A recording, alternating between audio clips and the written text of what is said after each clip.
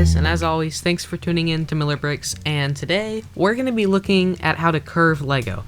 And I don't mean by using pieces like this where they're already round. I mean making circles out of rectangles, making arches, and making crazy structures by just using rectangles. And let me tell you first, half of these are illegal building techniques, so I will warn you with that, but you don't need to look out for the cops because these will just put stress on your bricks and potentially break them.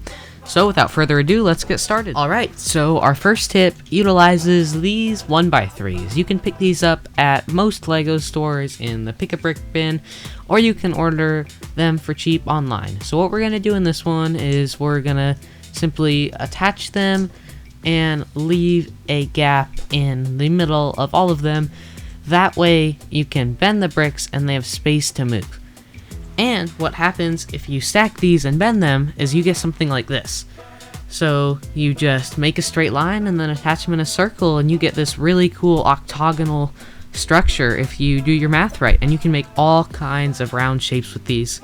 And if you have a lot of money, which I don't, and buy a bunch of these, you can make giant circles, and it looks really cool. You can use these for like turrets on castles and stuff, and it's just a really fun technique to use. Alright, so our next curving trick involves these green 2x8s and these flower 1x1s. And what you do is you attach them right here.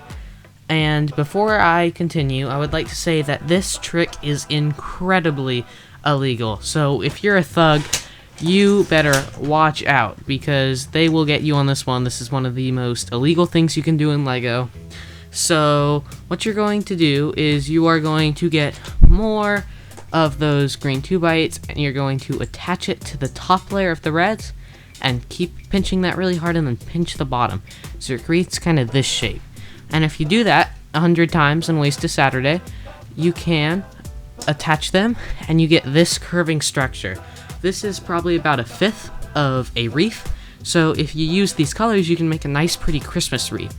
And this is probably the cleanest curve that I'll showcase today. It's incredibly illegal. And if you're using like brittle brown or dark red, your bricks will most likely break. And if you do this enough, pretty much any color will break. So don't do this too often, but it's a really fun trick, and I just love seeing how clean and curved that edge is right there.